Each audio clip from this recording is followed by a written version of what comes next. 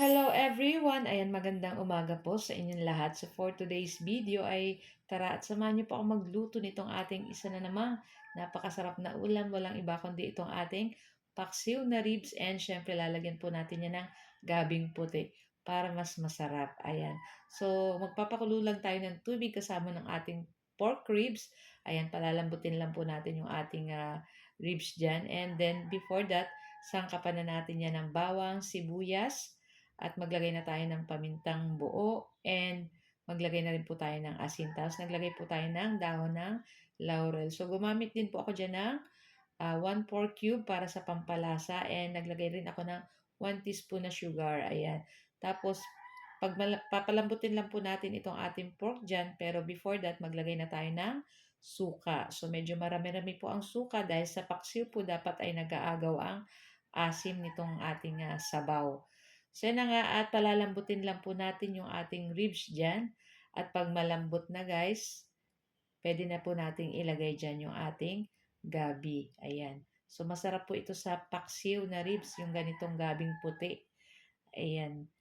Tapos ayan, palalambutin lang po natin yung ating gabi dyan. So tatakpan lang natin iyan para mas madaling maluto yung ating gabi. So yung ating pork, malambot naman na po yun, pero mas palalambutin pa natin kasi yung ating gabi dyan ay lulutuin pa natin. So takpan na natin guys. So after ilang minuto, okay na rin to. Buksan na natin at i-check po natin yung ating gabi. Saka yung ating pork, i-check na rin natin kung malambot na. Ayan. Naku, kung hindi nyo pa natatry yung ganitong luto na paksiw na ribs na may gabi na puti, ay napakasarap po nito. Lalo po kung may hangover kayo, ayan, kung kayo Uh-oh. nagkasayahan ng inyong mga tropa, pagkaaga ganito yung higupin mong sabaw, ay sobrang sarap po. Tapos mainit, nag-aagaw yung asim, medyo manamis-namis ng konti, nag-aagaw yung alat. Sobrang perfect po nito talagang. Napakasarap nitong ating paksiw na ribs. Ayan. So, okay na rin to guys. At check lang natin yung ating pork dyan. So, ayan na nga. Okay na to guys.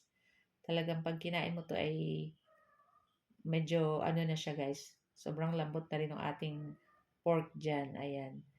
So, before that, wag natin kalimutan na maglalagay po pala ako dyan ng siling pangsigang para mas bumango itong ating paksiw. Ayan, pampabango yung ating siling pangsigang. At the same time, syempre, may konting anghang din po yan pag medyo naluto masyado yung ating sili. So, ayan, at kulong-kulo na talaga yan, guys. At ilagay na natin dyan yung ating siling pangsigang. So, isang pula at isang green. So, guys, ayan lang po ang ating video today. At sana po ay nag-enjoy kayo. Huwag niyo po sanang kalimutan mag-like, comment, at pa-share na rin po ng ating video. At kung bago pa lang po kayo sa aming page, huwag niyo po sanang kalimutan mag-like at mag-follow para palagi po kayo updated sa aming mga bagong video na i-upload. So guys, thank you for watching. Bye!